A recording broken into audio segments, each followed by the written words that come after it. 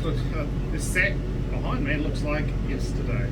Yeah, so this is sort of what do you want to call it? Part two.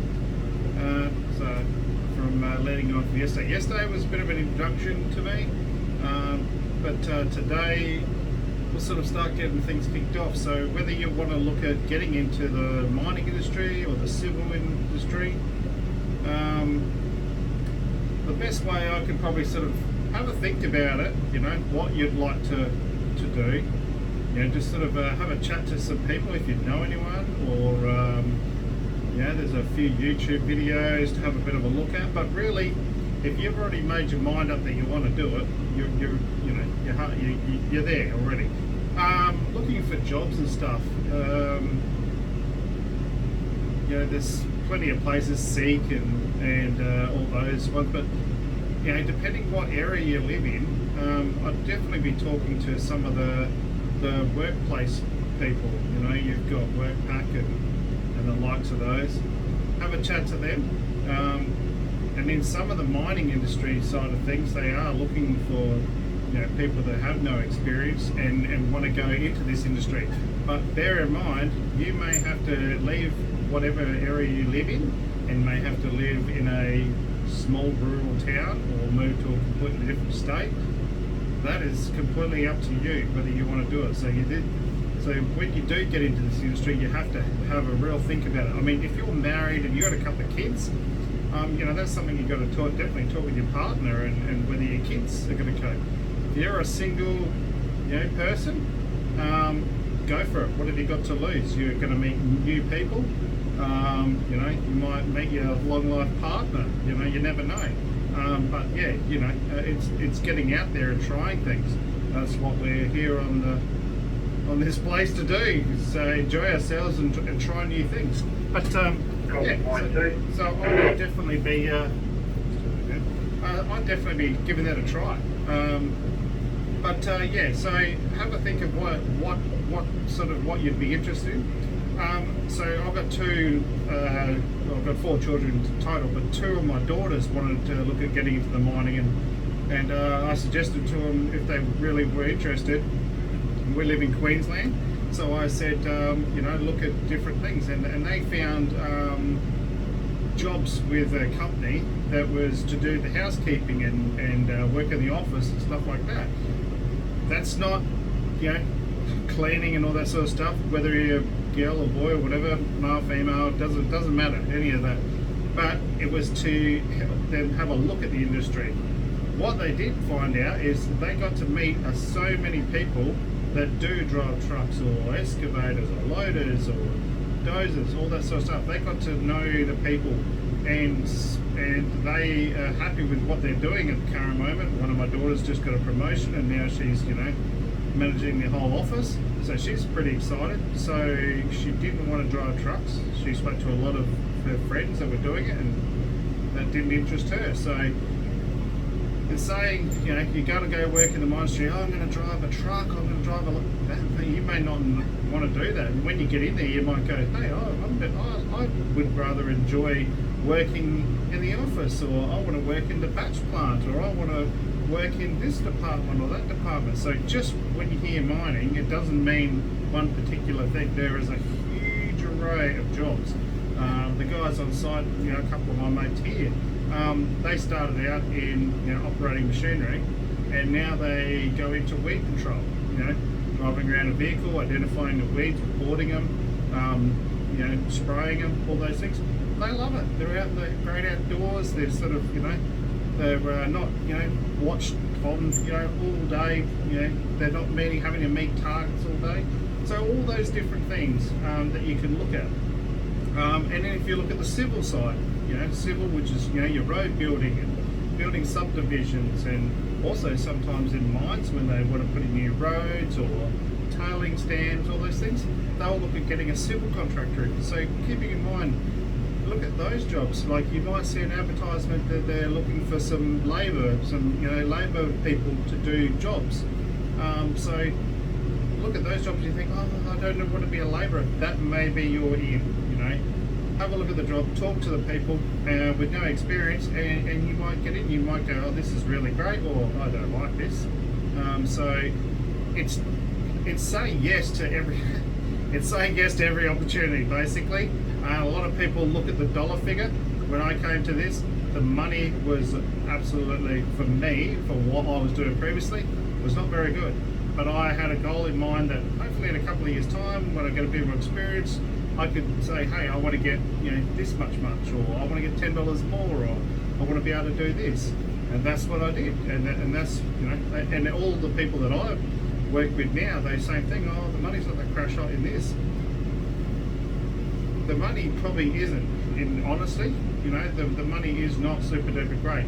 But if you enjoy being looked after, like in a camp, you get free food. Food's not always great, that's another thing, but it's free food. A lot of them have gym facilities. The one I'm here, they've got a gym here. If you're into that, I'm clearly not a gym person. I'm still fit, but I'm not a gym person. There's the gym, there's other activities, they have pool tables and all those sort of things. They have barbecues, just after work, just to be able to relax. Some of the sites you go to, there's no alcohol allowed, so make sure you have a look at that. Talk to some people, find out if you're a drinker, is the drinking alcohol going to affect you? Same with drugs. If you're going to take drugs, you might as well not worry about this industry. I mean, I know a lot of people that have taken drugs and got caught, and other people that haven't. It's just the luck of the draw. But honestly, I just don't involve myself with people that's like that. That's it. And that's just my personal choice. It's not against anyone, but that's mine. So this is the whole thing. And also your friends and family that, when you're going to go away for 1 week at a time, or 2 weeks at a time, 3 weeks at a time, things when you get back are going to be different. Their lifestyle has worked out that I can do this now without you. And don't let that get to you. That's just part of the whole thing. So at this stage, we're sort of looking, we're looking in the internet for the jobs. We're talking to the local, job suppliers. Facebook has, a lot of jobs advertised, but social media does have a lot on there. But I've never had much with social media. And also, just going, if you're looking at this, go down. If you're in a town that has a landscaping place or stuff like that, go and have a chat to them. They might have a position on the weekend where they're just looking for someone to learn how to load the trailers or do some stock moving around. One thing is definitely, if you're gonna get into this industry straight away, just go and get your white card. Some states think it's called blue card, but white card, construction industry training. You can do it either online. Some places won't accept it if it's online. It's around that $100 mark. I think it might be 120. But you get that, and that's a start, because basically every single company will say, have you got your white card, blue card? So that's something to look at, the construction industry card. It gives you a little bit of insight, not much. It's just to cross the I's, dot the T's sort of stuff. Without it, at this stage, I probably wouldn't look at trying to get any tickets or anything like that, because you don't know. At this stage, you're still trying to work out which area you want to go in. The tickets are something we can talk about at a later date, but at this stage, you're basically just working out, am I going to be able to cope with going away from my home and my friends and my family for 2 weeks at a time? There's a couple of places that I know, they do 3 weeks away. You're only a week off, you work for 3 weeks, but you have every Sunday or every two Sundays off during that time. So you've got the whole day off to yourself. So that is because of a rule of 224 hours or 236 hours in a 21-day cycle. There's lots of little things. Those things you don't need to worry about so much, but we'll talk about those things as we go through these little videos to help you. And if you've got questions, obviously we'll try and answer. But so the main rosters you've got is even time roster, they call it, which is 1 week on, 1 week off. And then you've got 2-in-1, which is 1 week off and 2 weeks at work. And then 3-in-1, obviously 3 weeks at work and 1 week at home. There is other ones as well, 2-and-2. The place I work here, they do a lot of 2-and-2, but the money will reflect that. But if that's what you want to do, I think some of these people, you know, they're happy to be home for 2 weeks. Some may have jobs on the side, but there's another thing. You look at your contract. Your contract may not allow you to do work on your 2 weeks off. There's just some places. The contract I have won't allow me to do any work out of on my week off. I signed it because I was happy with the money that I was being paid, and that's purely so that less chance of you being injured, you know, at a workplace, and then they don't get the use of you. So you got to remember, you know, you sign these contracts, you're not owned, but you're basically, the boss wants you to be, you know, happy and healthy and ready to go when he needs you to work. So yeah, but those are the little things that we just we'll talk about as you go through. And yeah, so we've got a few other things as well to sort of think about is your location, where you live. You know, is there these jobs available to you? Have a look at the regional sort of stuff and go, oh, I may have to move. Is that a thing that I have to do? You know, you may be able to find accommodation in the area, or the company may decide that they were willing to fly you there, which is, you know, you hear FIFO, fly in, fly out. There's also BIBO, bus in, bus out, and then DDO, which is drive in, drive out. So you drive your own vehicle. The site that I work at, I'm sort of a lucky, I live in this state, so the company pays for my airfare from my home state to the Northern Territory, and then I catch a coach out here. So I fly in on the same day and I get off the plane, and about 20 minutes later I'm on a coach and I get taken to work. And then on my day off, which is, you know, tomorrow, Wednesday, I leave from here in the morning. I catch the coach to the airport. I'm in the airport for about 3 or 4 hours.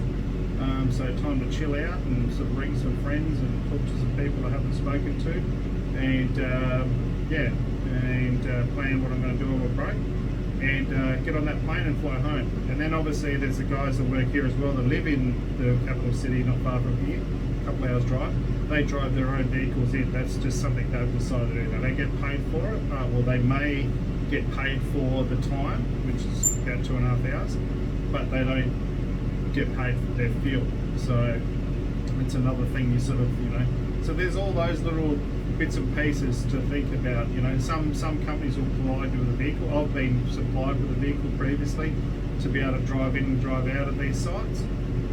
But yeah, it's something that it will build over time. You know? But like I said, it's just depending what you're wanting to do. You know, there's lots of different projects that, you know, they'll advertise that they want experience, but if you have a chat to them and you show you're willing to learn and willing to, you know, start, you know, down the bottom, or you don't know. Sometimes they may, hey, we want you to drive a Moxie tomorrow. We're willing to train you, and they may even help you get you your ROI ticket, you know, for that Moxie. You know, so those little things to look at. And biggest thing, talking to everyone you know. You don't know that the person you know, at your workplace knows someone that, you know, does that sort of thing. You know, working in the industry they're looking for. So, but something to remember: do not leave your job until you have a signed, sealed contract and your start date. I know lots of people that got excited and hey, yeah, I've got a new job, excellent, and they go and tell their boss, I quit, you know, bugger you, I'm out of here. And then a couple of weeks later they don't realise that they didn't pass the medical, or they didn't get the position, or the contract changed or something, and they got all excited and they quit their job. So until you get that signed contract and your start date, which generally, you know, it'll be a couple of weeks, you know, 2 to 3 weeks, you can then sort of say to your boss, hey, look, you know, this is what's happening. But that'll depend on where you are in your job as well. You know, if you've been there 10 years, that's just unfair to say to the boss, see you later. So, yeah. But anyway, that's a few things to think about, and I'll possibly see you tomorrow. I'll have another little video, and we'll talk about some more. So thank you very much for joining me, and cheerio.